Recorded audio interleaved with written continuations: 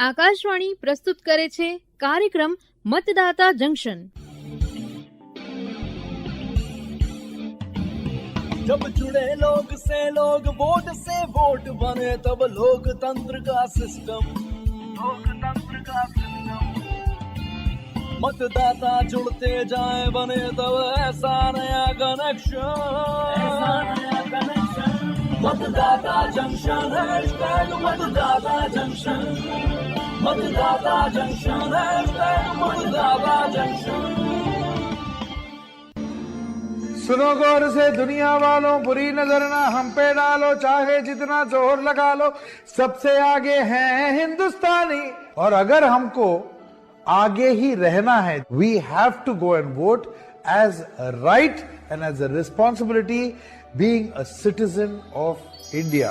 हमारा वोट देश की सीमाओं की रक्षा करता है, हमारा वोट देश की आवाज बनता है। वोट देना राष्ट्र सेवा का एक मौका है, इसे गवाइए नहीं, વોટ જરૂર દેं। નમસ્કાર દોસ્તો, હમણાં તમે સાંભળ્યા સુપ્રસિદ્ધ ગાયક અને સંગીતકાર શંકર મહાદેવનને, અને આ સાથે જ સ્વાગત છે તમારું મતદાતા જંક્શન કાર્યક્રમમાં।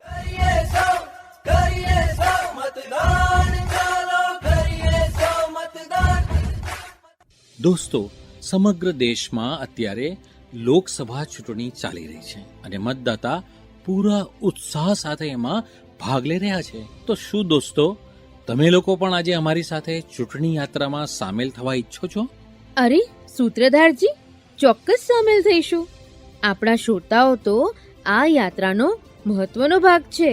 હા પ્રગતિજી, ઇતિહાસમાં જોઈએ તો 1951-52ની પહેલી લોકસભા ચૂંટણીથી માંડીને આજે 18મી લોકસભા ચૂંટણી સુધીના કાળક્રમમાં ચૂંટણી પ્રક્રિયામાં અનેક નવા પરિમાણો જોડાયા છે અને એને નિરંતર સરળ, સુગમ, સમાવેશી અને પારદર્શી બનાવવાનું કામ થયું છે।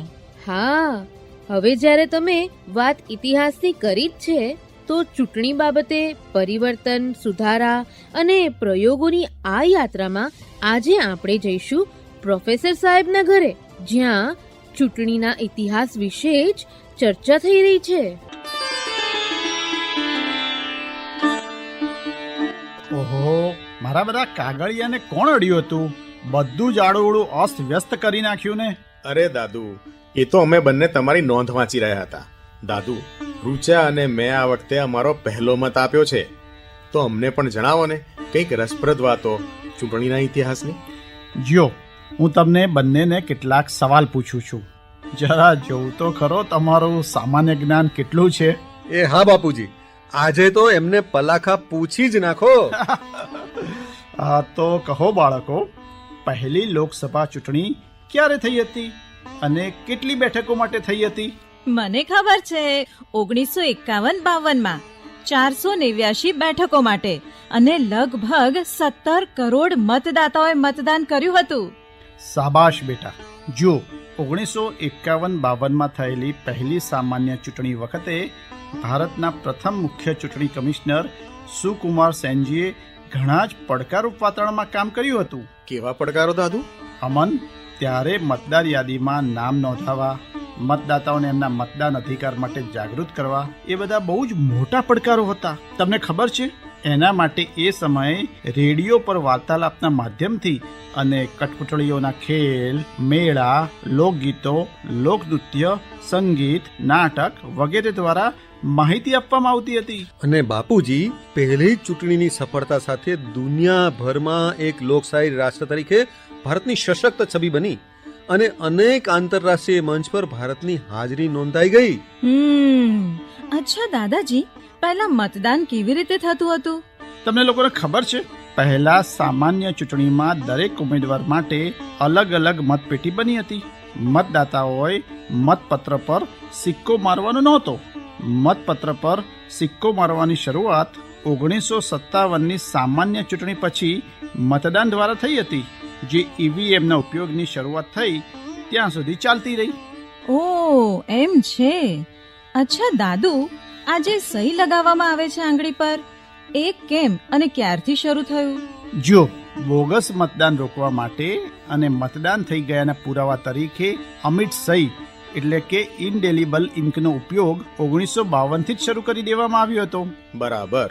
દાદુ, અમને હજુ કહો ને આવી રસપ્રદ વાતો. અરે હું કહું છું, જો શરૂઆતના સમયગાળામાં ચૂંટણી ચિહ્ન એટલે કે ઇલેક્શન સિમ્બોલ બાબતે કોઈ સ્પષ્ટ નિયમો નહોતા. પરંતુ ત્યારે પણ ભારત ચૂંટણી પંચે એક એવી પદ્ધતિ તૈયાર કરી હતી જે રાષ્ટ્રીય, રાજ્ય અને પ્રાદેશિક કક્ષાની રાજકીય પાર્ટીને ચૂંટણી ચિહ્ન આપવાનું કામ કરતી હતી. અને પછી ચૂંટણી ચિહ્ન એલોટમેન્ટ એન્ડ રિઝર્વેશન ઓર્ડર 1968 હેઠળ ચૂંટણી ચિહ્ન આપવાનું કામ શરૂ થયું. બરાબર. અરે આ માહિતી તો જોરદાર છે. અને દાદુ, આ જે ઇલેક્શન આઈ કાર્ડ છે ને એની વાત પણ જણાવો ને. જો આ જે એપિક એટલે કે ઇલેક્શન ફોટો આઈડેન્ટિટી કાર્ડ તમારી પાસે છે ને, એ પણ દેશમાં ચૂંટણી સુધારણા પ્રક્રિયાનો એક મહત્વનો ભાગ છે. તમને બધાને ખબર છે, વર્ષ 1958માં પહેલીવાર મતદાતાઓ માટે ફોટો ઓળખપત્રને આરપી એક્ટ 1951 હેઠળ અમલમાં મૂકવામાં આવ્યું. પરંતુ એક લાંબા સમયગાળા બાદ 1994માં દેશવ્યાપી અભિયાન રૂપે એપિકની શરૂઆત થઈ. દાદાજી, મેં વાંચ્યું હતું કે પહેલા લોકસભા અને વિધાનસભાની ચૂંટણી એક સાથે થતી હતી. પછી આ જુદી જુદી કેમ અને ક્યારથી થઈ? જો 1967માં ચોથી લોકસભા ચૂંટણી આવી, છેલ્લી ચૂંટણી હતી જ્યારે દેશમાં લોકસભા અને રાજ્યની વિધાનસભાઓની ચૂંટણી એક સાથે થઈ. ત્યાર પછી રાજકીય અસ્થિરતા કે અન્ય કારણોના લીધે આ પરંપરા તૂટતી ગઈ અને અનેક રાજ્યોમાં મધ્ય સત્ર વિધાનસભા ચૂંટણી થઈ. અચ્છા બાપુજી, આ 80નો દાયકો તો ઘણા ફેરફારોળો હતો હે ને, એના વિશે તો કહો જરા. જો 1980ના દશકામાં જે 2 પરિવર્તન આવ્યા એમાંનું એક છે ઈવીએમ એટલે કે ઇલેક્ટ્રોનિક વોટિંગ મશીન. અરે હા દાદાજી, આ ઈવીએમ વિશે પણ જરા વિગતે જણાવો ને. સારું, ઈવીએમ વાળી નોંધ લઈ લઉં જરા. હા, આ નોંધ આવી. જો ધ્યાનથી સાંભળજો. ઈવીએમનો પહેલીવાર ઉપયોગ 1982માં કેરળના પરુર વિધાનસભા વિસ્તારની મધ્ય સત્ર ચૂંટણીમાં થયો હતો. એમાં કુલ 50 ઈવીએમનો ઉપયોગ થયો હતો. બરાબર. અને સાંભળો, હા, આ ઈવીએમ સ્વદેશી રીતે વિકસિત ટેકનિકથી તૈયાર કરવામાં આવેલું મશીન છે. અને બાળકો, આ એક સલામત, સુરક્ષિત અને પારદર્શક સિસ્ટમ પણ છે. 2004માં 14મી લોકસભા ચૂંટણીમાં સંપૂર્ણપણે આનો ઉપયોગ થયો હતો. અને પપ્પા, વીવીપેટને ઈવીએમ સાથે ક્યારે જોડવામાં આવ્યું? જુઓ, ચૂંટણી પ્રક્રિયામાં પારદર્શિતા અને ચકાસણી ક્ષમતામાં સુધારો કરવા માટે 2013માં ઈવીએમની સાથે વીવીપેટ એટલે કે વોટર વેરીફાયેબલ પેપર ઓડિટ ટ્રેલને લાવવામાં આવ્યું. અને 2014ની લોકસભા ચૂંટણીથી વીવીપેટ આજ સુધી 18મી લોકસભા ચૂંટણીમાં પણ બધા જ મતક્ષેત્રોમાં ઉપયોગમાં લેવાઈ રહ્યું છે. અને પપ્પા, નોટા પણ તો સામેલ કરવામાં આવ્યું છે ને ઈવીએમમાં. જો મતદાતાને કોઈ પણ ઉમેદવાર પસંદ ન હોય તેવી સ્થિતિમાં પણ એમને મતાધિકારનો ઉપયોગ કરવાનો વિકલ્પ આપવાની જરૂરિયાતને જોતા 11 ઓક્ટોબર 2013માં સુપ્રીમ કોર્ટના નિર્ણય પછી નોટા એટલે કે આમાંથી એકય નહીંનું બટન ઈવીએમમાં ઉમેરવામાં આવ્યું. અને આ ઈવીએમનું છેલ્લું બટન હોય છે. સારું, હવે તમે બંને એ તો કહો જરા કે મતદાન કરવાની ઉંમર 18 વર્ષ ક્યારે થઈ? એ વિશે તો કંઈ જ ખબર નથી. ચાલો હું તમને જણાવું છું. 1988માં બંધારણની કલમ 326માં 61માં સંશોધન દ્વારા એને 21 વર્ષથી ઘટાડીને 18 વર્ષ કરવામાં આવી અને 28 માર્ચ 1989થી એને અમલમાં મૂકવામાં આવી. બરાબર. એટલે જ તો તમારી જેવા પહેલી વારના મતદાતાની સંખ્યા હવે વધારે છે. અરે સાંભળો બાળકો, 1990નો સમયગાળો અનેક મોટા ફેરફારોનો સમયગાળો રહ્યો. ડિસેમ્બર 1990માં TN શેષાનજી મુખ્ય ચૂંટણી કમિશનર બન્યા અને એમણે ભારત ચૂંટણી પંચની છબીને ઘણી મજબૂત બનાવી. આદર્શ આચારસંહિતાનું કડકાઈથી પાલન કરવા માટે આયોગે અનેક પગલાં લીધા. ચૂંટણી દરમિયાન ગરબડ પર પંચે ચાંપતી નજર રાખી અને કાર્યવાહી પણ કરી. લાગે છે એ ઘણા મજબૂત મનોબળના હશે. અને 2004માં 14મી લોકસભાની ચૂંટણી સમયે પહેલીવાર ઉમેદવારે પોતાનો અભ્યાસ, મિલકત અને સાથે સાથે પોતાની કોઈ પણ ગુનાહિત બાબતની માહિતી ઉમેદવારી નોંધાવતી વખતે ભારત ચૂંટણી પંચને આપવી અનિવાર્ય બનાવવામાં આવી. અને 2009માં 15મી લોકસભાથી સરળ મતદાન પર ભાર મૂકવામાં આવ્યો છે.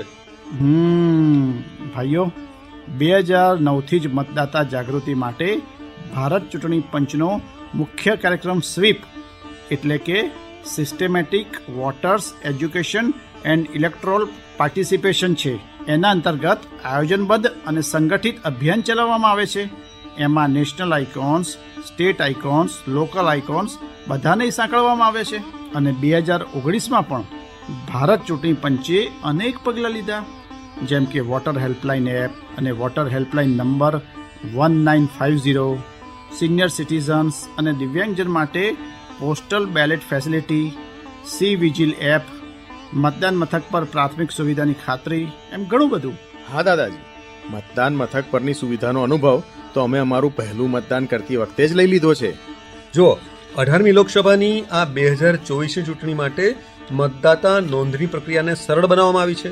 યુવા મતદાતાની મતદાતા નોંધણી માટે હવે વર્ષમાં 4 વાર યોગ્યતાની તારીખો પણ છે. અને એ તારીખો કઈ છે પપ્પા? 1 જાન્યુઆરી, 1 એપ્રિલ, 1 જુલાઈ અને 1 ઓક્ટોબરના રોજ 18 વર્ષની વયના થતા ફોર્મ 6 ભરીને ઓનલાઈન કે ઓફલાઈન અરજી કરી શકાય છે. હા પપ્પા, અને હવે તો અમારા જેવા પહેલી વારના મતદાતા 17 વર્ષની ઉંમર પાર કરતા જ સરળતાપૂર્વક અગાઉથી રજીસ્ટ્રેશન કરાવી શકે છે અને 18 વર્ષ પૂરા થતા મતદાર યાદીમાં નામનો સમાવેશ થઈ જશે અને બીજી વાર અરજી કરવાની જરૂર પણ નહીં પડે. એકદમ સાચું બેટા.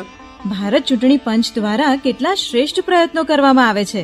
અમે તો આ વાર્તાલાપને ખરેખર ખૂબ આનંદપૂર્વક માણ્યો. હા, ખરેખર પપ્પા.